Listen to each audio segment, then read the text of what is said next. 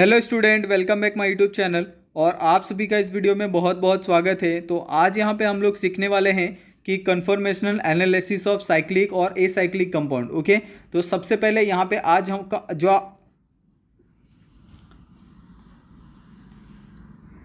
Hello friends, welcome back my YouTube channel. आप सभी का इस वीडियो में बहुत बहुत स्वागत है। तो आज का video hello guys, welcome back my YouTube channel और आप सभी का आज के वीडियो में बहुत बहुत स्वागत है। तो जैसा कि आज का जो हमारा वीडियो है वो कन्फॉर्मेशनल एनालिसिस है। और आपको पता है कि दो टाइप के कन्फॉर्मेशनल एनालिसिस होते हैं, एक तो साइक्लिक और दूसरा नॉन साइक्लिक यानी ए साइक्लिक। तो आज हम लोग ए साइक्लिक कन्फॉर्मेशनल एनालिसिस के बारे में डिस्कस करेंगे, बात करेंगे और उसके जो नोट्स है वो आपको प्रोवाइड करेंगे। तो उसके लिए सबसे पहले आपको तो जो हमारा टेलीग्राम चैनल है वो आपको डिस्क्रिप्शन में जाके ज्वाइन करना है।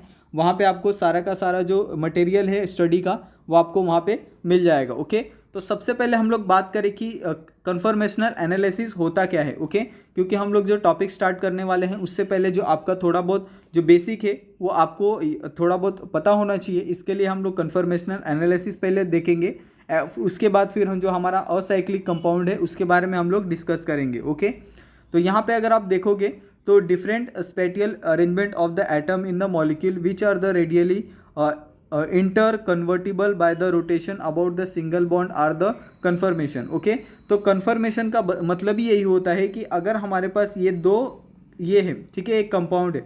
अगर इस कंपाउंड में आप अगर ये मानते हो, ठीक है, ये मेरे पास एक CH3 एक कंपाउंड है। ओके, ये आपने जान लिया। अभी यहाँ पे अगर मेरे पास A है, B है, C है, ओके, और सेम यहाँ पे मेरे पास A है, B है, C है, ओके, लेकिन मैं इसको अगर रोटेट कर देता हूँ, ठीक है, सपोज, तो A B C क्या हो जाएंगे, रोटेट हो जाएंगे और मुझे इसका जो मिरर इमेज है वो फॉर्म नहीं होगा। तो ये क्या है, जो एग्जाम्पल है वो गलत है।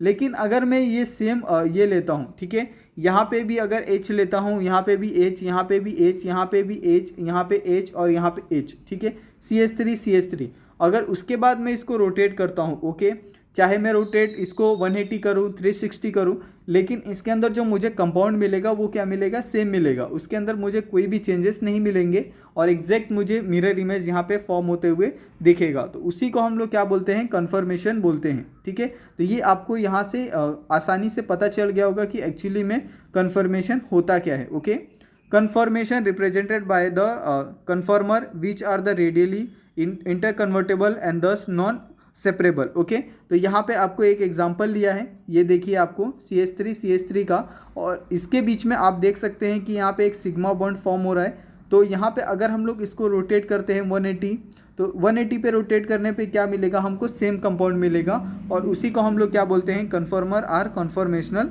बोलते हैं। ओके, उसके बाद यहाँ पे अगर आप नेक्स्ट अगर हम लोग कुछ टर्म की बात करें, कुछ इंपॉर्टेंट पॉइंट्स की बात करें कि एक्चुअली में कन्फर्मर एनालिसिस होता क्या है। ठीक है, the term conformation and the configuration are related to energy barrier for the conversion on the different special arrangement.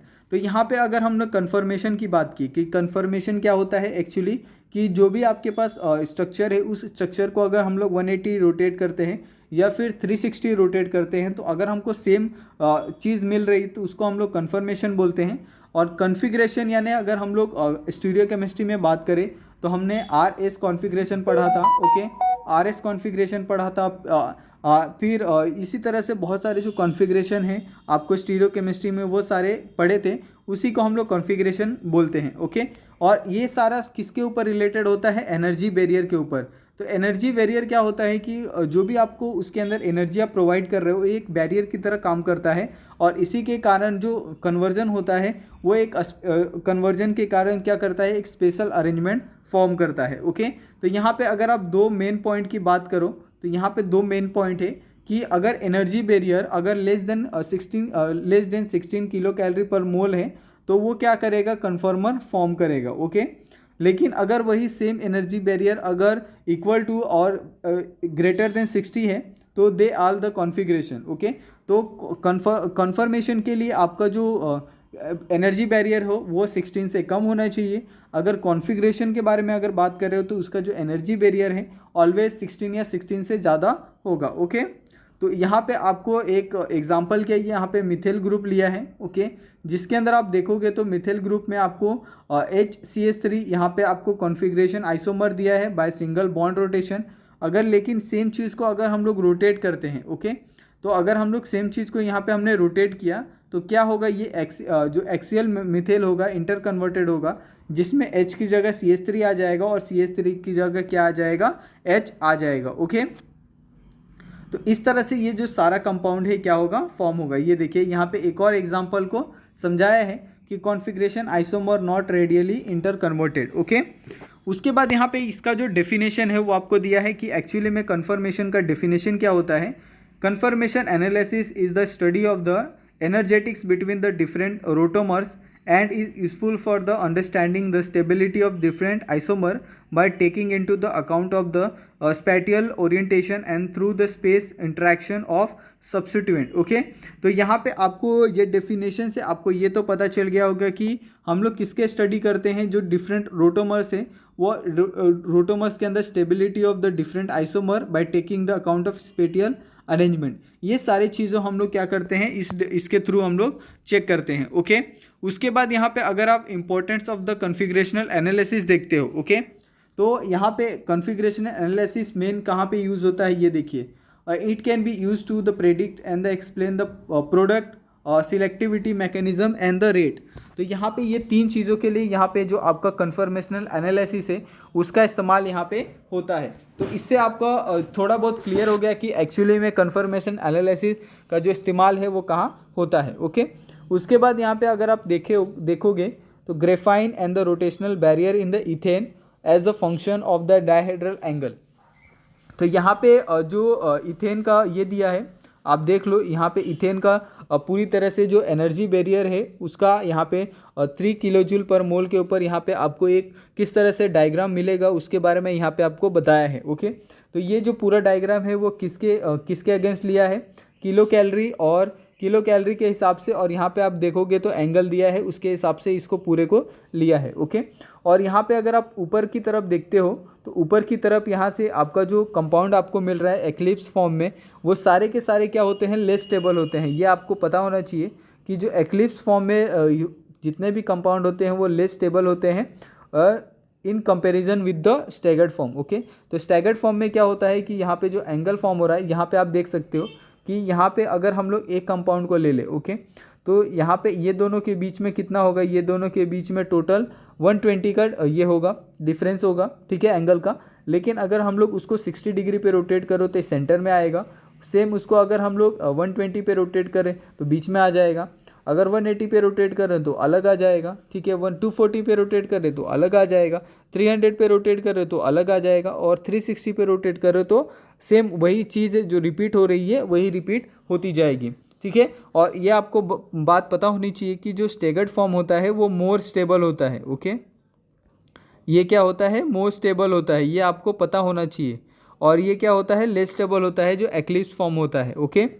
उसके बाद अगर हम लोग नेक्स्ट बात करें तो नेक्स्ट यहाँ पे आप देखोगे तो conformation analysis of the acyclic compound. तो फाइनली हमारा जो एसाइक्लिक कंपाउंड हम लोग जिसके बारे में पढ़ने वाले थे वो अभी हम यहाँ पे स्टार्ट करने वाले हैं, ओके।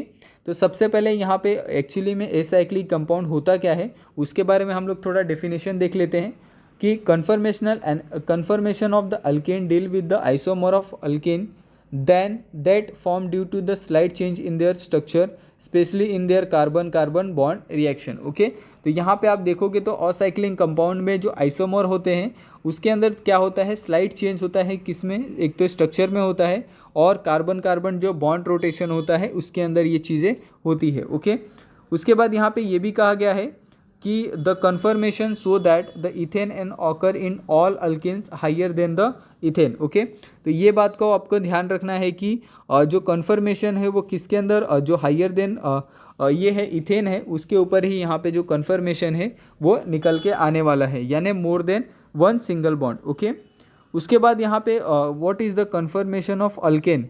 तो अल्केन्स का यहाँ पे कन्फर्मेशन यहाँ पे आपको पूछा है, तो आपको पता है कि it is found that you can rotate a single bond of A molecule change the arrangement of the atom without changing the chemical formula of the compound. Okay, तो ये आपको पता है कि अगर हमारे पास कोई कंपाउंड है, अगर उस कंपाउंड को हम लोग सिर्फ क्या कर सकते हैं, उसका जो अरेंजमेंट है वो चेंज कर रहे हैं, तो इससे क्या होगा कि उसका जो एटम का जो अरेंजमेंट है वो चेंज नहीं होना चाहिए, ना ही उसका जो केमिकल फार्मूला है वो चेंज नहीं होना चाहिए। बस हम लोग क्या करेंगे कि जो उसका एंगल है वो हम लोग चेंज करने वाले हैं, यानी उसको सिर्फ रोटेट करने वाले हैं। Okay, as we know alkene have the simple CC bond, okay, CC simple bond in the higher alkene, there is such bond in the methane, but the ethane onward all alkane have the CC single bond। okay, उसके बाद यहाँ पे अगर आप देखोगे, so this allow the reaction of this single bond to form the different spatial arrangement of carbon atom forming the different coordination of such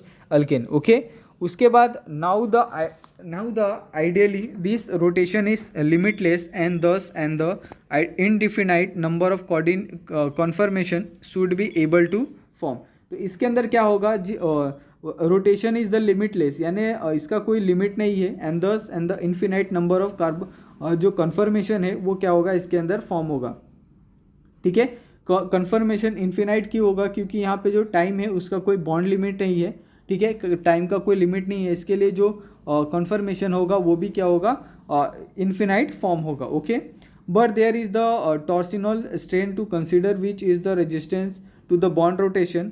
this strain occur due to the repulsive interaction of the bond in alkene which is the CH bond. Okay, तो इससे आपको पता चल गया होगा कि strain का इसके ऊपर बहुत ज़्यादा प्रभाव होता है।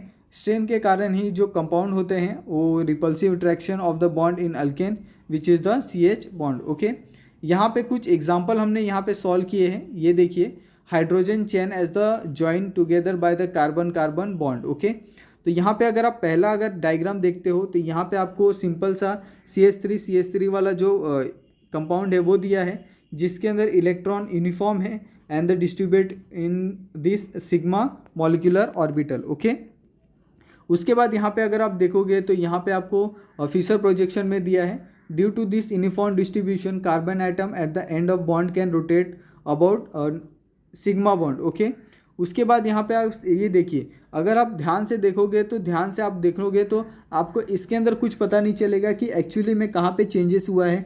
लेकिन अगर आपको ये देखना है तो आप क्या करो, 60 डिग्री पे रोटेट करो, लेकिन सेम नहीं जो हाइड्रोजन है उसकी जगह आप दूसरा कोई कंपाउंड ले लो। ओके, थर्ड में क्या है, due to this the arrangement of atom in the space can be change into the another arrangement. Okay, उसके बाद यहाँ पे अगर आप देखते हो कि such molecule in which the spatial arrangement of amount of other is different due to the rotation of the sigma bond are called the conformation। okay, उसके बाद यहाँ पे नीचे एक और 2-3 एग्जांपल आपको सॉल्व करके दिए हैं कि एक्चुअली में जो सिग्मा बॉन्ड होता है वो क्या होता है, 360 रोटेट होता है और alkene have the infinite configuration. अगर सपोज मैं ये बात करूँ कि अगर हमारे पास जो बॉन्ड है, अगर ये बॉन्ड 360 रोटेट हो तो 360 रोटेट होने पे क्या होगा, ये पूरा इस तरह से घूम के आना चाहिए।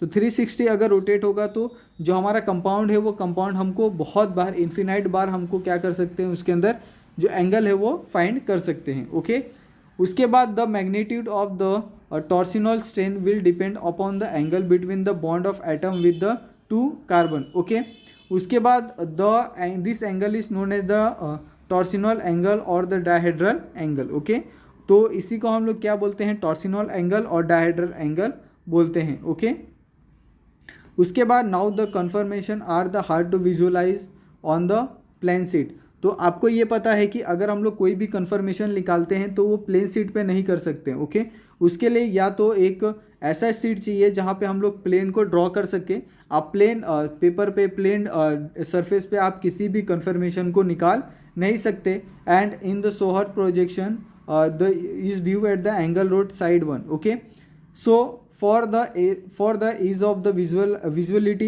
of the conformer we use the Sohars and the Newman projection। okay, तो यहाँ पे आप देखोगे तो इसका क्या किया है, सोहर्स में कन्वर्ट किया है और sawhorse projector we have presented the conformation strength line. Okay, तो यहाँ पे भी सेम आप देखोगे तो यहाँ पे आपको 60 डिग्री का रोटेशन दिख रहा है। ओके, ठीक है, लेकिन यहाँ पे आपको कोई भी रोटेशन नहीं दिख रहा है। ओके, उसके बाद कन्फर्मेशन ऑफ इथेन, तो कन्फर्मेशन ऑफ इथेन यानी C2H5, तो इसके अंदर क्या है, जो ethane is the simplest alkane that show the conformational isomer. ये आपको पता है कि जो इथेन होता है वो सबसे पहला आता है और इसके कारण ये एक सिंपल अल्केन है और साथ में ये यहाँ पे जो कन्फर्मेशन आइसोमर है वो भी यहाँ पे ये शो करता है। Okay, the conformation of the ethane can be found by keeping one carbon स्टेगोसी and the rotatory of other around the CC axis. Okay, तो इस तरह से आपको ये पूरा चीज़ें जो समझी होगी।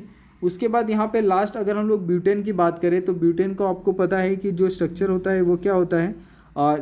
यहाँ पे ब्यूटेन का स्ट्रक्चर क्या होता है ये आपको पता है। उसके अंदर टोटल 5 कार्बन होते हैं, ठीक है, 4 कार्बन होते हैं और उसी तरह से यहाँ पे जो हाइड्रोजन है उनकी संख्या भी 12 होती है। ओके, तो यहाँ पे अगर आप देखोगे तो जीरो पे अगर आप देखोगे तो जीरो पे यहाँ पे जो CH3 HH और HH बॉन्ड है वो एक दूसरे के इक्वल है, लेकिन सेम अगर आप नेगेटिव साइड में जाते हो या पॉजिटिव साइड में जाते हो तो उसके अंदर जो चेंजेस है वो यहाँ पे आपको देखने के लिए मिलेगा। ओके, लेकिन जो जीरो वाला स्ट्रेन है उसका जो पीक एंगल है वो थोड़ा सा बड़ा यहाँ पे आपको आने वाला है और साथ में जो बाजू वाले जो पीक है उनके जो पिक्स है वो थोड़े कम आने वाले हैं। क्यों?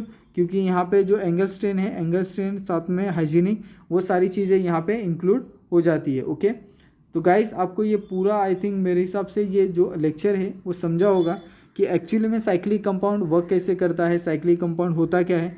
तो गाइस अगर आपको वीडियो अच्छा लगा हो तो वीडियो को लाइक कीजिए, चैनल को सब्सक्राइब कर लीजिए और अपने दोस्तों के साथ भी इस वीडियो को शेयर करिए। Thank you so much guys, मिलते हैं नेक्स्ट वीडियो में।